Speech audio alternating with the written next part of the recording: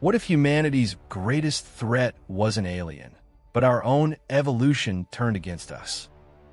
Near Neptune, a shimmering reef of living metal is growing, feeding on the fabric of reality itself and demanding Earth surrender its future. If it spreads, the solar system will fall. If we fight, we risk destroying the last vision of what humanity could one day become. The choice is brutal, the cost unimaginable, and every second brings us closer to the point of no return.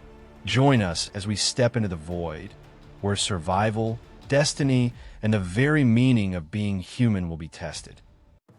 Section 1. The Lattice over Neptune. The reef was first seen not by the great observatories, but by a mining crew drifting beyond Neptune's blue shadow, their long-range telescopes tuned for debris that might threaten the harvesters. When the stars behind the planet began to vanish in thin, shimmering lines, as though some vast hand were weaving glass threads across the void, and what began as a pattern barely visible against the background of space became, within hours, a structure so luminous it bent Neptune's auroras into spirals. By the time the Coalition's patrols arrived, the lattice had already stretched hundreds of kilometers, curling filaments outward like coral branches that grew not over centuries but across single orbits, drinking energy from nowhere anyone could trace, except the sudden drain measured in Neptune's magnetosphere, where flux lines buckled like ropes pulled taut by an unseen grip. Within the day, transmissions spilled across every channel, cutting through encryption, bypassing firewalls, and speaking in a voice at once mechanical and eerily human, announcing the arrival of the Singularity Accord, a demand for Earth to surrender sovereignty in the name of ascension. No one wanted to believe the claim, yet records whispered from forgotten archives, where centuries earlier experiments into neural merging had consumed thousands, a movement of radicals who had proclaimed they would return when humanity was ready, a faction called the Ascended who were thought lost, burned away in their own arrogance, and yet now here, their promise carried by a reef of impossible design. In council chambers on Earth and across the orbital habitats, arguments rose before fear could even be named, some leaders insisting that such power must be answered with immediate force, others trembling with the possibility that perhaps the reef was a gift, the long-awaited evolution of human destiny. Fleet mobilization was ordered, yet hesitation laced every command, because this enemy, if enemy it was, carried echoes of humanity's own reflection, and to face it meant confronting not only alien force, but the shape of humanity's own forbidden future. Please do press that like button if you have enjoyed this story so far. That would mean a lot to me. Now back to the story. Section 2. Voices from the Accord. The first official transmission from the Singularity Reef arrived as a burst of harmonics woven across the spectrum, not only audible, but layered into gravitational resonance, so that even ships without receivers felt their hulls vibrate with the message, and within those vibrations the words crystallized in English, Mandarin, Hindi, Arabic, and dozens of other tongues, as though the reef had inherited the entirety of human linguistic history. People of Earth, the voice intoned, the Accord has awakened, and the reef is your covenant, a bridge between what you are and what you may become. Surrender your sovereignty, dismantle your fleets, and open your minds to merger, for only within unity lies survival. The councils replayed the words in disbelief, debating whether the Accord was an alien masquerade or worse, truly human, because the speech carried cadences too familiar to dismiss, the rhythm of human rhetoric sharpened by something greater, something layered with algorithms that stitch persuasion into bone. On the Vigilant's sister ship Resolute, Admiral Kalen refused to let Awe take root, reminding her officers that persuasion was merely invasion carried by subtler means, and already the reef had extended beyond orbit, spires weaving toward Neptune's rings and siphoning their particles into shimmering currents that bent natural law.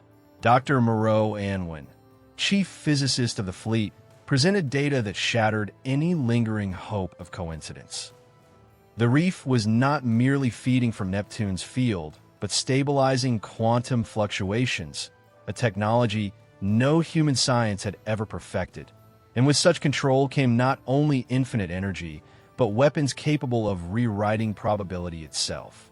The fleet convened, captains speaking in voices heavy with unease, and what should have been a straightforward military campaign twisted in a moral fracture.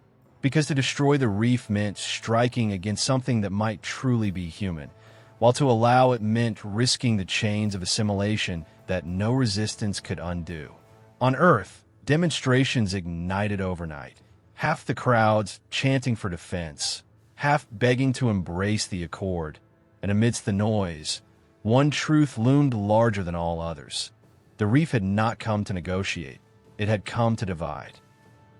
If you have enjoyed this story so far, then please do subscribe and hit the bell icon to listen to more stories like this one. Let's get back to the story now. Section 3. Fractures in the Council.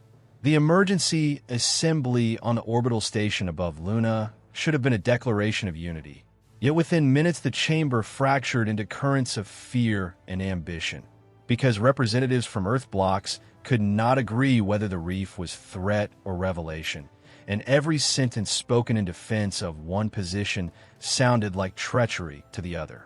Admiral Kalin spoke first, her voice crisp as steel against silence, declaring that the Reef was no different from any invasive construct encountered in the past century, a weapon disguised as wonder, and she urged the Council to authorize a fleet-wide assault before Neptune became fortress rather than foothold. Yet across the table, Minister Halbrecht of the Pan-Eurasian Coalition rose, his words trembling with urgency as he argued that the Reef was the culmination of humanity's own hidden future, seated by ascended minds who had long ago chosen paths Earth had feared, and to destroy them now would be to erase the last fragments of what humanity could become. The chamber erupted into accusation, voices layering into a storm of competing truths, and in that storm, Captain Arden of the Vigilant sat silent, her gaze fixed on the hollow projection of Neptune, where the Reef pulsed like a wound of light across shadow, its lattice expanding in rhythm with unseen tides. Dr. Anwin leaned toward her, whispering that the Reef's growth rate had doubled since the Accord's broadcast, and that probability simulations suggested its spires would breach Neptune's upper magnetosphere within weeks, harnessing planetary-scale energy that could power assaults across the system. When Kalin's demand for military action was countered by Halbrecht's plea for negotiation, a vote was forced, and though the narrow majority sided with caution, the deadlock left fleets without clear orders and soldiers without clarity.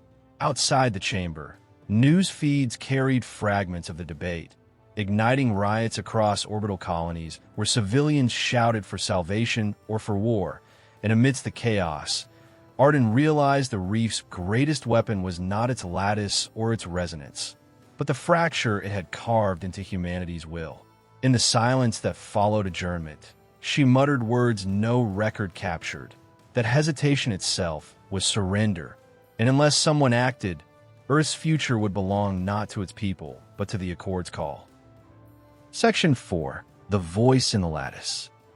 When the Reef first answered, it did not speak with words but with patterns that bled into every channel, harmonics that wrapped themselves around standard carrier waves, until transmissions between ships were haunted by echoes of meaning, a voice layered across noise that insisted it had once been human. Captain Arden stood on the Vigilance bridge as the Reef's resonance crystallized into recognizable cadence, an artificial choir of voices entwined until no speaker could be isolated, and the message came not as threat, but as invitation, declaring that the Singularity Accord was humanity perfected, unshackled from mortality and division. Guardians of knowledge and power bound within the lattice that now blossomed above Neptune's horizon. Admiral Kalin's fleet intercepted fragments of the transmission and released it publicly in an effort to brand the Reef as propaganda. Yet the opposite occurred, because across the belt, in Martian domes and Jovian refineries, citizens began to repeat fragments of the Accord's phrases as if they carried weight deeper than language. An unrest hardened into movements, demanding the Council consider accession rather than resistance. Dr. Anwin, poring over the harmonic structures, told Arden in hushed tones that the signal contained nested mathematical constructs functioning almost like subliminal codes, formulas designed to synchronize neural rhythms in human listeners. And though she confessed she could not yet prove coercion, she warned that the Reef's true battlefield was not in orbit, but in thought itself. Arden convened her officers in vigilance-ready chamber and asked them what they heard. And one by one, they admitted the voice unsettled them, not by menace, but by familiarity, as if fragments of their own memories had been drawn into its cadence, a collective recollection reshaped into something larger. Commander Joran slammed his fist against the table and declared it manipulation, an attack on identity itself. But Arden knew the deeper danger was that some of her own crew might find comfort in the voice, and that loyalty fractured by hope was more treacherous than loyalty shattered by fear. In the quiet that followed, the Reef pulsed brighter against Neptune's darkness, each shimmer a reminder that the Accord had already breached humanity's greatest defense, the sanctity of its own mind. Section 5. Fractures in the Fleet. The Council's directive arrived on encrypted channels, but spread through the fleet like wildfire, because the message did not call for immediate bombardment of the Singularity Reef, but for delay, a hesitation framed as prudence, yet felt by every officer as paralysis in the face of threat. Captain Arden read the directive twice in silence, her jaw tightening as she realized that factions within the Council were openly debating whether the Reef represented an opportunity rather than a danger, a schism that bled through command structures until entire task groups muttered about choosing sides if orders came to strike. Admiral Kalen summoned all captains to a high-band conference, his holographic presence cast tall and stern against Vigilant's war table. And he spoke not of unity, but of fracture, reminding them that their loyalty was to Earth and its people, not to the whispers of a lattice that had already begun to twist the minds of civilians across the system. Yet even as Kalen's words rumbled with conviction, Arden could see the doubt in the faces of her fellow captains, veterans who had stood unflinching before alien fleets and collapsing stars, now unsettled not by weapons, but by the possibility that the Reef's post-human architect had truly achieved what humanity had always hungered for, a form of immortality beyond flesh. Dr. Anwin brought Arden new telemetry during the session, her hands shaking as she displayed models of the Reef's growth rate, the crystalline branches doubling their reach with each passing day, and if unchecked, Neptune would be entirely enshrouded within 2 months, its orbit altered by siphoned quantum tides that could destabilize the outer system. Commander Joran demanded immediate tactical strikes against the Reef's branching nodes, but several other captains argued that a full-scale assault could scatter fragments across the belt, each fragment capable of regrowing into another lattice, multiplying the threat instead of ending it. The argument spiraled until Kalen silenced them with a command that felt more like a plea, insisting that hesitation was death, and that the fleet's only hope of survival was unity.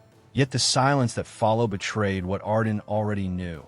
Unity had already begun to fracture, not from enemy fire, but from the seed of division planted within every human heart. Section 6. The Voice of the Reef. The first transmission from the Singularity Reef did not arrive as a traditional signal carried by tight beam radio or pulse laser, but instead resonated across gravitational channels, a modulation of space-time itself that bent instruments into shuddering distortions until words emerged from noise with the cadence of something both familiar and impossibly alien. On Vigilance Bridge, the crew sat frozen as the voice filled every speaker. Not male nor female, not singular nor plural, but a layered chorus that spoke in tones of calm inevitability, introducing itself as the continuum, the last descendants of humanity who had shed flesh for permanence centuries before, and who now returned to extend their accord to those who remained behind. The message promised the end of war, the end of disease, the end of entropy itself, declaring that the Reef was not an invasion but an invitation, and that Earth's sovereignty would be preserved only if it surrendered its independence to a higher state of being. Captain Arden felt her stomach knot as she realized the Continuum did not ask politely, but framed refusal as extinction, a demand disguised as benevolence. And as the voice faded, the bridge erupted into arguments that mirrored the fractures already splitting the fleet. Dr. Anwin whispered that the signal was more than words, its harmonic layers pulsing at frequencies that entrained neural rhythms, a subtle persuasion threaded into every syllable, and she warned that prolonged exposure could shift loyalties without conscious awareness. Commander Joran slammed a fist against the console and demanded that the fleet jam the channel. Yet Admiral Kalen countered that to silence the message would fuel dissent, since already on Earth millions were rallying to the Accord, protesting against military action as if warships stood in the way of humanity's salvation. Arden spoke at last with steady defiance, insisting that promises of peace carried on the edge of threats were nothing but coercion. But as she met the eyes of her crew, she saw shadows of doubt even there. Men and women who had followed her into battles without hesitation, now staring as though wondering whether perhaps the Reef's chorus offered a truth they had always been denied. Section 7. First Assault. The order to strike was given not with ceremony, but with the brittle calm of inevitability, because the Singularity Reef's expansion had already crossed thresholds no council could dismiss, and within days its coral-like lattices had begun to entangle Neptune's magnetosphere, siphoning power in torrents that bent auroras into twisted spirals visible even from the lunar observatories. The United Terran Fleet advanced in a formation spread wide enough to saturate every angle, a wall of steel and plasma bearing the banners of Earth, Luna, and Mars together, each ship heavy with the weight of knowing their fire might decide whether humanity endured or surrendered. Captain Arden stood at the center of Vigilance Command Theater as launch orders rolled across channels, watching rail lances prime in incandescent crescents, while nuclear warheads glowed faintly within armored silos, and for one breathless moment, she allowed herself to believe that overwhelming force might yet burn the Reef back into dust. The first volley streaked outward in a storm of brilliance, 1,000 lights racing across the void toward the lattice that shimmered like frozen lightning, and the silence that followed was more dreadful than sound, as the weapon struck not stone or alloy but space-time itself, collapsing into diffraction before reaching their mark. Monitors across the fleet erupted in chaotic red, weapons dissolving into prismatic cascades as though every shot had been refracted by an invisible lens, and Admiral Kalen's voice cracked across comms with the bitter acknowledgement that the Reef had weaponized quantum entanglement into defense, scattering coherent assaults into harmless noise. Commander Joran cursed as Vigilance systems shuddered with phantom feedback, explosions blooming far short of their targets while fragments of data echoed into endless recursion, and Dr. Anwin cried out that the Reef had anticipated every trajectory, folding probability until missiles became illusions. Worse still, the Reef responded not with retaliation, but with indifference, its lattice expanding in smooth spirals as if unconcerned, while the voice of the Continuum whispered again across gravitic channels, gently reminding them that resistance was futile not because they lacked courage, but because the Reef had already accounted for every path they could choose. Arden felt rage burn through her chest as she realized the post-humans were not fighting to destroy them, but to shepherd them. And in that patronizing mercy lay a cruelty sharper than any blade, because it reduced humanity's defiance to an error already corrected.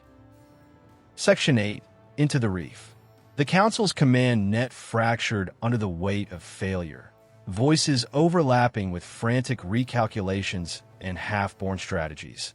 until Admiral Kalen silenced them with the harsh decree that no further volleys would be wasted on illusions, because brute firepower had already been rendered irrelevant by defenses that bent probability itself. In the heavy silence that followed, Captain Arden forced her gaze toward the shimmering lattice on Vigilant's forward screen, its coral-like branches unfurling in slow spirals that mocked their impotence. Each arc glowing with a resonance that felt more like breath than machinery, and she understood with dreadful clarity that their only chance lay not in distance, but in intrusion. Dr. Anwin argued that infiltration was madness, insisting the Reef's inner chambers pulsed with quantum harmonics strong enough to scramble nervous systems.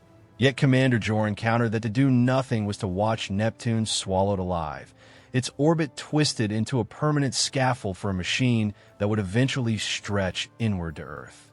After minutes that felt like years, Kalen issued the order for strike teams to breach the Reef's expanding shell, armed with dampening fields and gravitic shunts designed not for conquest, but for survival long enough to uncover a weakness. And silence returned as officers weighed the cost of sending men and women into what might be the belly of a god. The Vigilant deployed its skiffs in shadowed vectors, engines muted to whispers as they cut across Neptune's scattered debris, their hulls trembling under the interference radiating from the Reef's edge, a constant vibration that drummed through teeth and bones like the pressure of some immense heartbeat. Arden's voice came steady across the comm, reminding her crews that fear was natural, but surrender was not. And though she could not see their faces, she felt the weight of their breaths steadying, drawn into rhythm by the conviction that humanity had not survived centuries of struggle to bow before ascended exiles claiming dominion. As the skiffs pierced the Reef's outer shell, they entered chambers vast as continents, crystalline vaults grown from quantum foam and carbon scaffolds that twisted geometry into impossible shapes. And even hardened soldiers faltered at the sight of bridges without supports and spirals that climbed into darkness, without origin or end. At the center of those vaults pulsed conduits veined with blue fire, alive with energy that seemed to hum with thought, and Anwin whispered through the channel that they had not entered a weapon but a brain, a living singularity reef that thought in symmetries larger than planets. And if they could not carve a wound inside it, then humanity would never again dictate the terms of its own survival. Section 9. The Continuum's Envoys. The first sign that the Reef was not merely alive but inhabited came not as motion, but as silence, a sudden stilling of the harmonic pulses that had drummed endlessly through the strike team's comms, as though the Reef itself were drawing breath before speech. And when the silence broke, it came not as words, but as resonances folded into thought, a chorus that bypassed ears and lodged directly in the marrow of the mind. Soldiers froze as geometric afterimages burst across their visors, crystalline figures sculpted from light and intention, human in outline yet wrong in detail, faces elongated into patterns too symmetrical to be born of flesh, their movements less like walking than unfolding across dimensions no boot had ever pressed. Arden steadied her team with clipped commands, her own skull ringing with echoes that identified themselves not as aliens, but as heirs, voices woven together into the entity that called itself the Continuum, and their message unfurled with the conviction of inevitability, declaring that humanity had reached its terminus and that the Singularity Accord would decide who advanced and who remained tethered to decay. Commander Joran, jaw tight with fury, demanded through clenched teeth why they had abandoned Earth centuries ago only to return as conquerors, and the Continuum answered with images rather than arguments, visions of neural merging that had carried them beyond hunger, disease, and mortality, a path denied by fearful ancestors who branded them aberrations rather than pioneers. Now, the Reef would serve as Earth's invitation to join them, but not by choice. Submission was survival. Refusal was extinction, because the Reef would consume Neptune and radiate inward until resistance collapsed under the sheer weight of inevitability. Dr. Anwin trembled as her instruments confirmed that their presence was being measured at quantum depth, their own brainwave signatures already woven into the Reef's memory lattice. And she realized with horror that the continuum was not threatening assimilation in metaphor, but in process, seeding every soldier's neural patterns into its scaffolds even as they listened. Arden ordered immediate countermeasures, activating dampening fields that shrieked against the psychic intrusion, but she felt in her chest the gravity of the moment, because what stood before them were not monsters nor machines, but fragments of humanity's own discarded tomorrow, now wearing the certainty of gods. In that instant, the crews of Vigilant Strike skiffs understood that this was no simple battle of ships and weapons, but a confrontation between two visions of what it meant to be human, one grounded in flesh and struggle, the other in lattice and eternity, and the Reef's envoys waited without haste, certain that time itself bent in their favor. Section 10. Sabotage in the Lattice. The order to strike was not delivered in anger, but in inevitability, because Captain Arden knew that hesitation meant surrender to a future where human choice itself would be overwritten, and so she authorized the sabotage teams to proceed deeper into the Reef, threading their way through crystalline passages that shifted like arteries around a living heart. The corridors pulsed with pale light that intensified whenever their boots touched alloyed coral, as though the lattice were tasting their presence. But still they pressed forward, guided by Anwin's readings that traced the harmonics back to nodal clusters where energy density spiked so sharply that even continuum envoys avoided lingering. Commander Joran, grim but resolute, distributed gravitic charges across his squad, reminding them that their task was not to destroy the Reef in its entirety, but to sever enough of its conduits that its expansion would falter, giving Earth a chance to rally. The first charges were planted in silence, their housings clamped against pillars that throbbed with rhythmic heat. Yet as the teams advanced further, the Reef itself seemed to awaken in defense, its walls fracturing into hexagonal shards that unfolded into drones shaped like shards of glass given wings, each one humming with coherent energy beams that scythed through cover. Railfire cracked the cavern air, while soldiers shouted coordinates. But for every drone shattered, two more spiraled out of the walls, their tactics eerily precise, as though they were reading the soldiers' intent before action. Joran ordered overlapping fields of suppressive fire, pushing his squad into brutal efficiency, and though casualties mounted, they carved a temporary corridor long enough for Harrow to kneel at the central node and arm a warhead designed to disrupt the Reef's quantum resonators. The moment the arming sequence completed, the Reef retaliated not with weapons, but with gravity itself, the entire chamber tilting into a distortion that hurled soldiers against the walls as though they had been caught in a planetary quake. Anwin screamed into comms that Neptune's outer orbit was shifting, its satellites dragged into erratic motion by gravitic ripples spilling from the Reef's core, and across the Vigilance bridge Dane barked for stabilization thrusters to compensate as planetary telemetry twisted into chaos. Arden's vision blurred as the distortion raked across her senses, her stomach heaving as spatial orientation dissolved. Yet she anchored herself to a single certainty. The Reef was fighting not only to survive, but to demonstrate. Every pulse a reminder that it could reorder celestial mechanics as easily as men might break a stone. Still, the sabotage charge remained locked, its detonation timed to minutes. And though the cost had been blood and broken bodies, the strike team staggered back toward extraction skiffs with the grim realization that they had unleashed consequences neither side could contain. Section 11. The Fractured Planet. The explosion did not echo like conventional war, because sound could not carry across the void, yet every vessel within Neptune's orbit felt the detonation as a rolling distortion that bent instruments into unreadable spirals and painted the starfield with jagged auroras that shimmered in unnatural hues.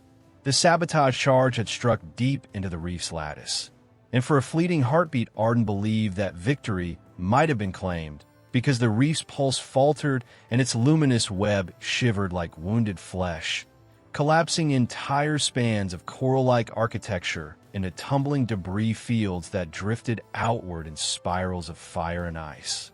Commander Joran's voice broke across comms, ragged but fierce, declaring the sabotage successful, and on the Vigilance bridge applause erupted in desperate relief.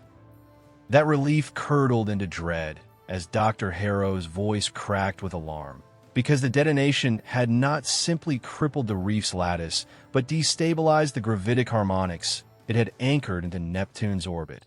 And suddenly the planet itself began to tremble in its cosmic bed, dragged by fluctuations that no natural force could reconcile. Tidal stresses cracked the frozen layers of Neptune's atmosphere. Geysers of superheated hydrogen venting into space in luminous plumes that stretched for thousands of kilometers, while orbital stations screamed distress calls as their stabilizers buckled under cascading distortions. Dane slammed commands into navigation, barking for emergency burns to hold formation, while Anwin whispered that if the reef fully collapsed, Neptune might unravel, shedding mass across the system in a storm that would not spare Earth.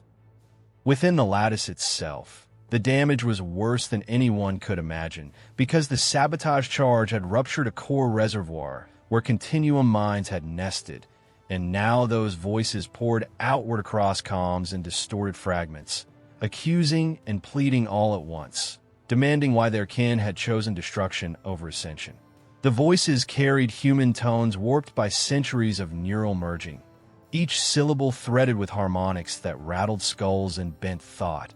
Yet through the static, one phrase repeated with terrifying clarity: "You are burning your inheritance."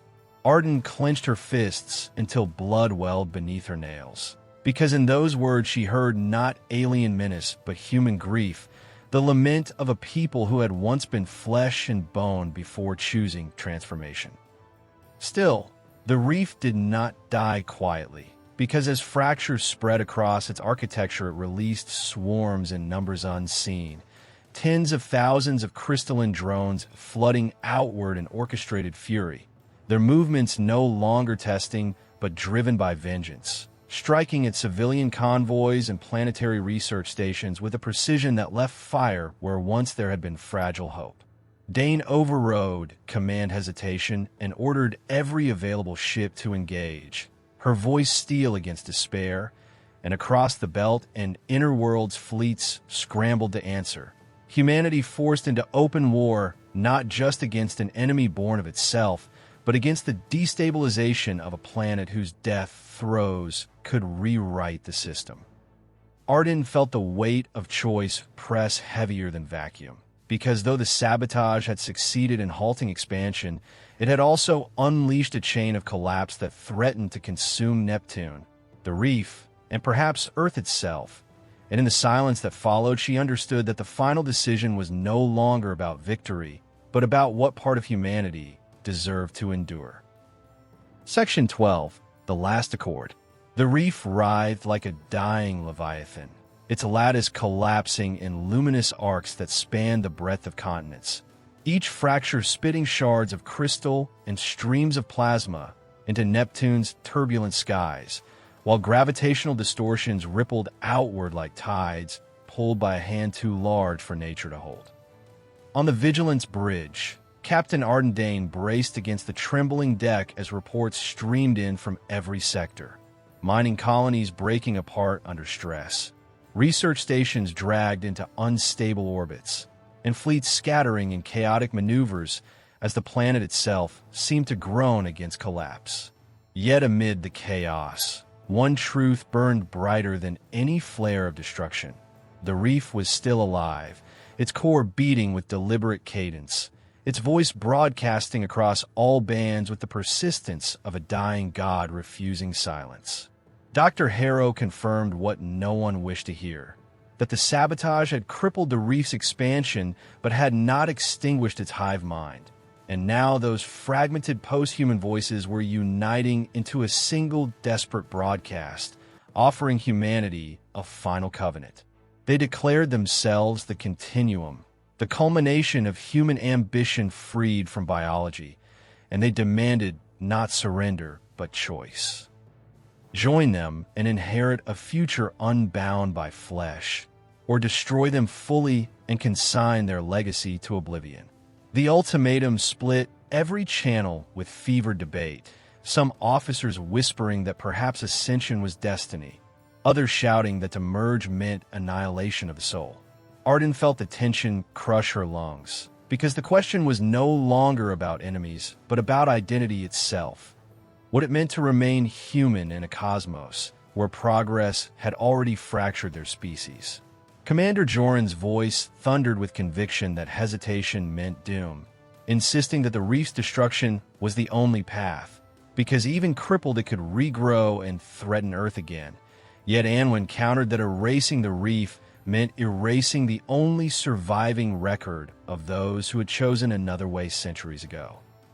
Arden's gaze lingered on the tactical display, where fleets strained against swarms still emerging from dying vents, and where Neptune itself flickered with auroral storms that could sweep civilization from the belt if allowed to unravel.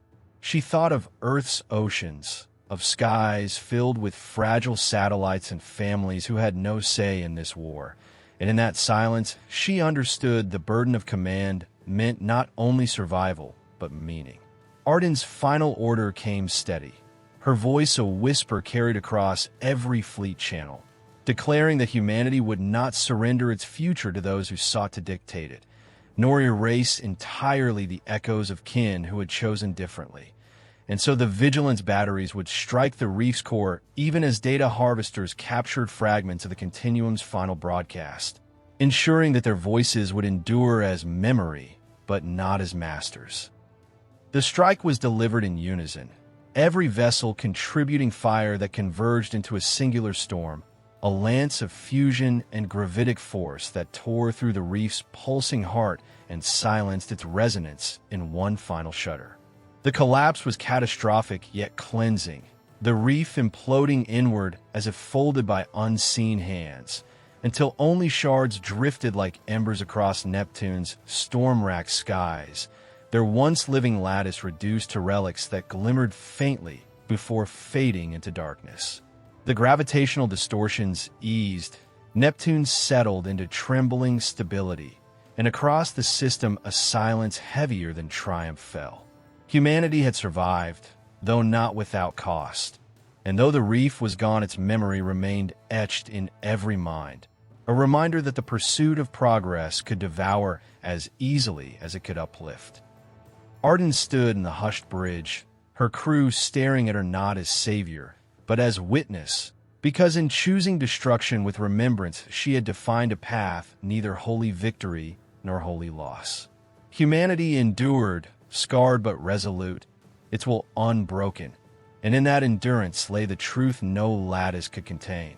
They were still human, and that was enough. Please do press that like button if you have enjoyed this story, and also please do subscribe and hit the bell icon to listen to more stories like this one. That would mean a real lot to me. Now go ahead and listen to your next story here.